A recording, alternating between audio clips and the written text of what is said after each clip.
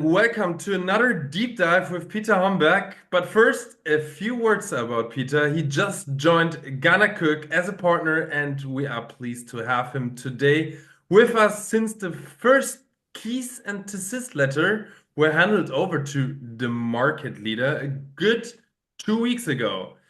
Faster than you predict, Peter, at the beginning of this year, and now we all want to know how to prevent this in the future. As always, Peter, the stage is yours.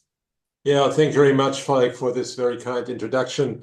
Yes, indeed. What we are talking today about is the platforms which are bringing together, the IT platforms which are bringing together patients, physicians, and pharmacies.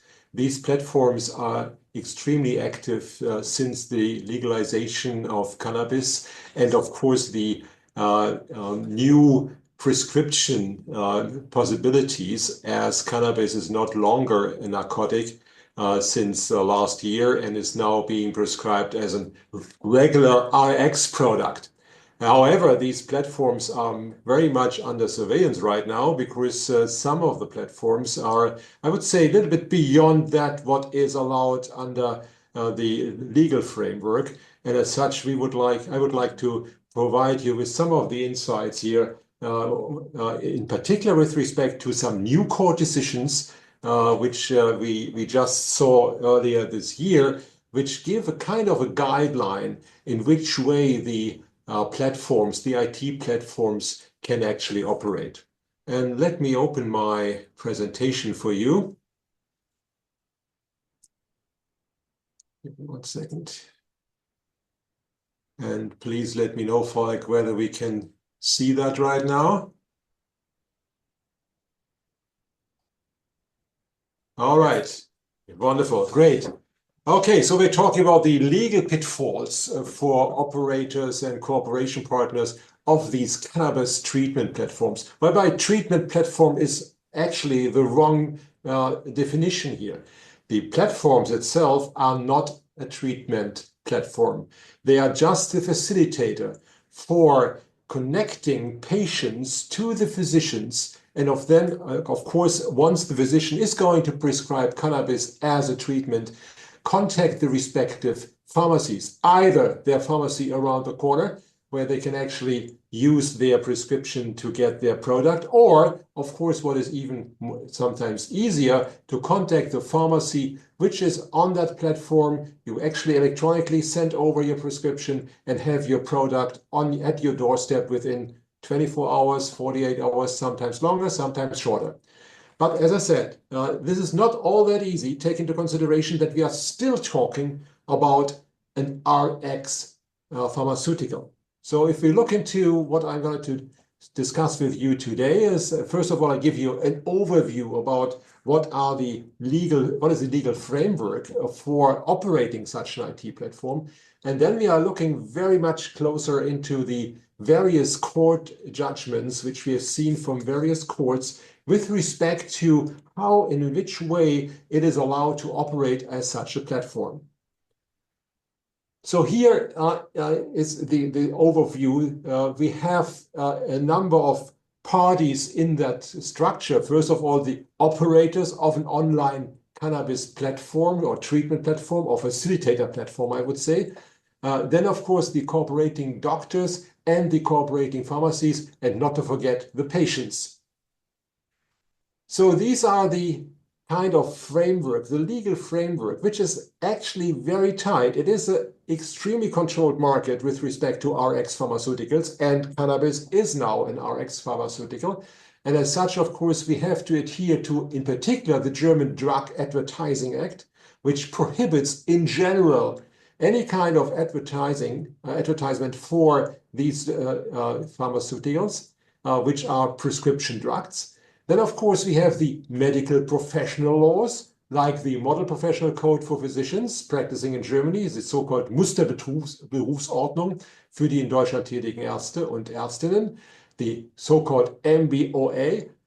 Then, of course, there is the fee schedule for doctors, because they are actually providing their services against fixed fees, and these fixed fees are actually established in the fee schedule for the physicians, which is the Gebührenordnung für Ärzte, GOE, which is one of the principles which we have to look into much more detail, in particular with respect to what the various courts actually ruled.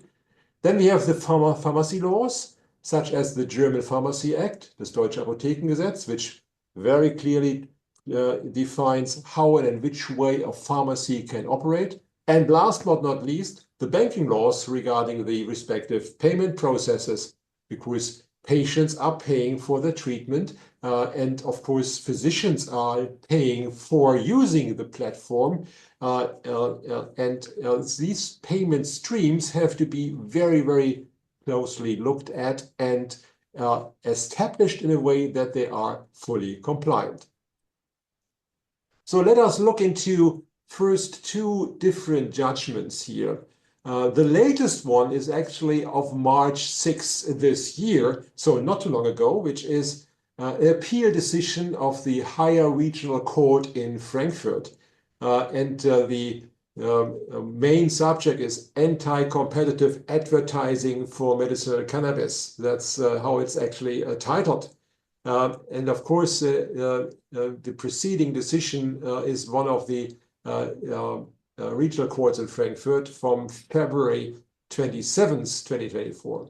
And then, of course, also a very important decision of the same court, the OLG, the Higher Regional Court in Frankfurt, from November 9th, 2023, where the subject matter is mediator of medical treatment services is not subject to GOE regulations and may offer discounts.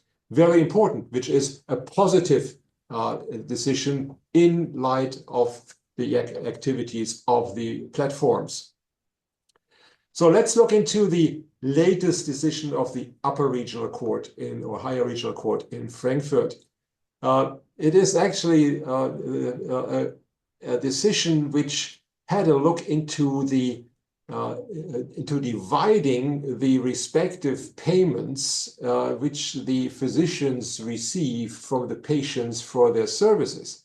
The platform fee has actually asked for 60%, 79% or 74% of the physician's gross fee from what they actually could charge the patients according to the fee schedule.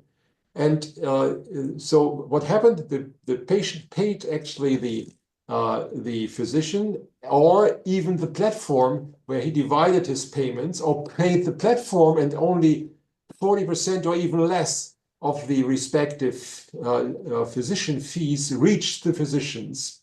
And that is clearly illegal. The German court very clearly said and stated that their payment for the fees must reach the physician in full. So therefore, platform fees for doctors must be proportionate to the services provided by the operator and must not be linked to the doctor's service fee from the treatment contract with the patient. That's important. So how are you going to structure that?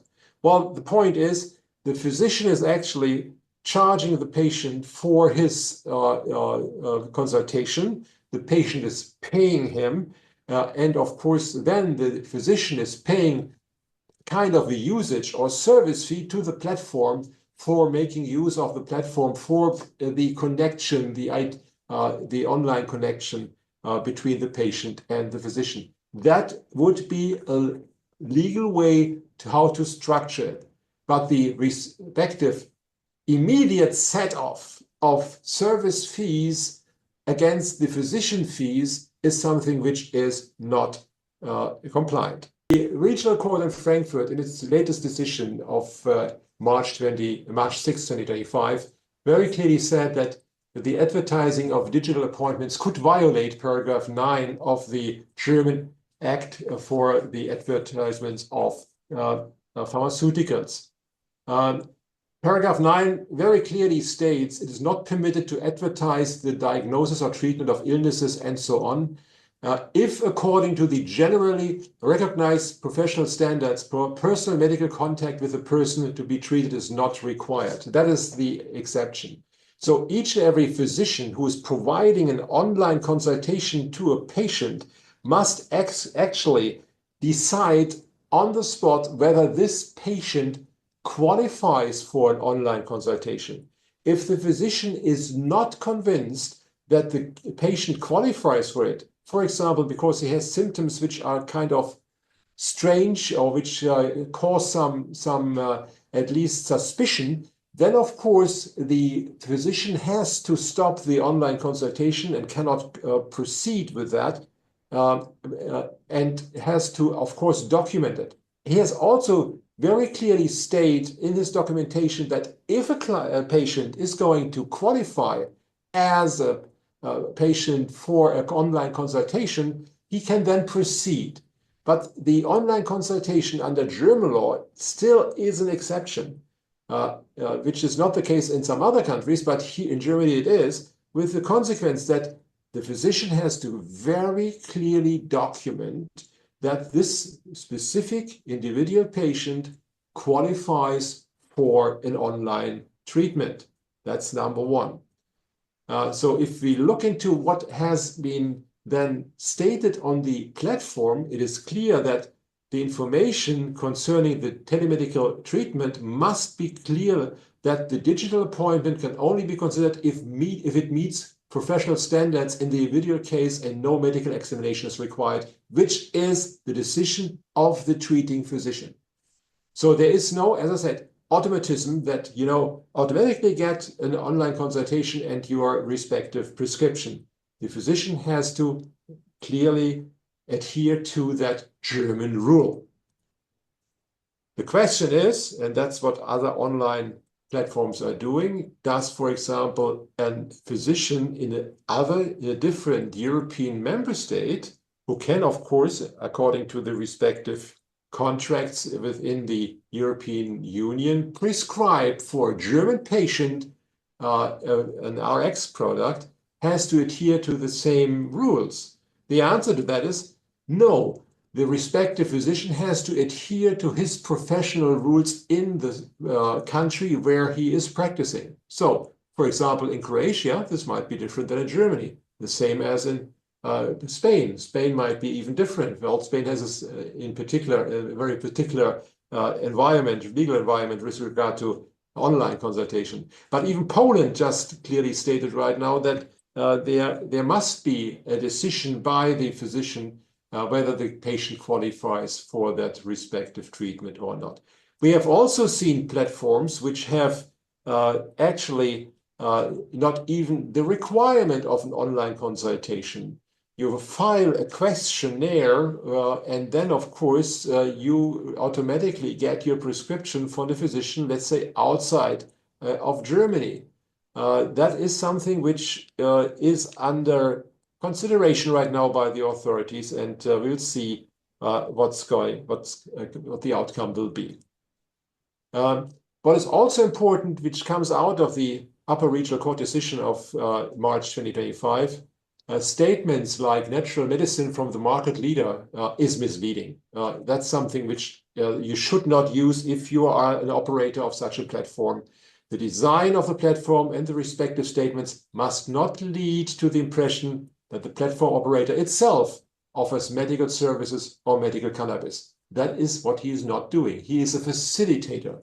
He brings together patients, physicians, and pharmacies. But the platform itself is not providing medical services and cannot provide medical services, and is also not selling medical cannabis, because that's the task of the pharmacies. So no platform should give that impression.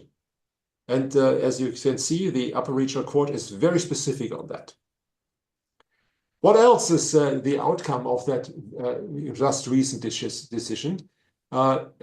Mentioning of medical cannabis in connection with respective illnesses could be qualified as illegal advertising of medical cannabis. What we have seen actually on some of the platforms is that they are advising or at least providing information about certain indications which you could treat with cannabis, like chronic pain or other illnesses. That is something which is not allowed. You cannot do that. Also, the fact that the operator does not itself offer medical cannabis is irrelevant, because the advertiser does not have to have a direct personal interest in the distribution of the advertised medical product. Very important, because the defense here was, hey, we do not sell cannabis, so why can't we just provide this information about treatment of cannabis for certain diseases? Well, it is sufficient, that's what the court ruled, if the advertiser has the recognizable intention of promoting the prescription. And I think that is something which you could see from the respective information provided on that platform. Therefore, all statements of the platform must be reviewed carefully, whether they could be classified as illegal advertising to patients. That is something what we are doing. We are currently advising 5 different platforms, and we are very carefully, also right now, restructuring some of the content of the respective platforms in light of the new decisions. So let's look into the respective decision of the Upper Regional Court in Frankfurt of February 27, 24. That is something which I think is important. If the platform creates the expectation that the doctor will prescribe medical cannabis, it might be considered as prohibited instruction of doctors by third parties. Very important. For example, the statement, you will get your prescription for €9 or €9.99, or you will get a prescription for $14.99 or whatever. That could be, and in this case has been seen as an expectation that the physician is going to prescribe medical cannabis. That is definitely a violation of Section 2, Paragraph 1 of the respective MBOA. So it must be clearly stated that only the doctor makes the treatment decision at his or her sole discretion. That is an absolute must in the respective information provided to the patient. And then there's an issue which is important. Only renting a room when needed by the doctor for treatment violates the requirement of settling down. I think that is clear. When renting out rooms, off by the platform for the respective online services, it must be ensured that all requirements of Section 17 of the MBOA are met, which is not in a very essential issue, but that's what the court also said. Let's have a look at the decision of the Upper Regional Court in Frankfurt of November 9th, 2023. The mediator of medical treatment services in connection with medicinal cannabis may advertise a discount of 20% for its activities if it bears this discount itself, and the doctors it mediates are fully remunerated on the basis of the DOA. So that is something which is really in favor of the platforms. So the physician, as I said in my opening statement, have to receive the full remuneration for their services. However, the platform can grant rebates to patients who are using their platform as a marketing tool. So therefore, in case of rebates, it must particularly be ensured that the doctor receives the full payment and that the payment flow is not be classified as money remittance business, which would be require a license of the Federal Financial Supervisory Authority or the BaFin. Very important as well. You should not actually collect third-party monies and keep them if you do not have a so-called BaFin license. You need a license for that. So if the patient is paying the platform for the services which the physician actually has provided, then the platform is collecting this money for it on behalf of the doctors. Only if you have a BaFin license or if you have a service provider who has a BaFin license, that flow of funds is allowed. So look at some recent development right now. What we have seen is, and just very recent, are warning letters relating to business via online treatment platforms. They increase. We have the so-called medical associations, the Ärztekammern and the pharmacist associations, the Apothekerkammern, who are increasingly taking actions against what they believe are violations. Which is important is that the platform operator cannot be successfully held liable. Also, actions have been taken against the cooperating partners as well. So what happened here is that these cease and desist letters from the Ärztekammern or Apothekerkammern, or even from competitors, were addressed to partners of platforms who have not really been located in Germany. So we have platform operators who are outside of Germany, and of course these respective judgments against them are more or less difficult to enforce. And as such, now the medical associations and the pharmacist associations are going against the partners, the pharmacists and the physicians who are operating with these platforms which have their location outside of Germany. So very interesting, because the pharmacists, of course, have to have a presence here in Germany. The physicians may not have to have such a presence here. So in summary, when operating with regard to cannabis treatment platforms, all parties must ensure that the cooperation and the design and advertising of the platform complies with all applicable laws. I think that is clear. We have a very, very strict legal environment to which the cooperating partners have to adhere to. Even if a respective party is not an addressee of a respective law which is violated due to the cooperation by another party who is an addressee, such violation can affect both parties. Very important. You cannot actually say, hey, I'm just a platform provider, I don't know what the physician is doing. That is not what the various court decisions actually showed. Cannabis treatment platforms are on the radar right now by the competent authorities, and of course also by the politicians, because we are now in the middle of the implementation of a new government with now a coalition contract, a coalition agreement in place, or at least discussed. So they are also looking into the cannabis area very, very closely. And last but not least, operators and cooperating parties of cannabis treatment platforms should closely monitor the respective court rulings and implement the respective decisions. That is what we are doing for our clients at this point in time. Having said that, I would like to thank you very much, and back to you, Falk. Thank you very much, Peter, for this brilliant overview.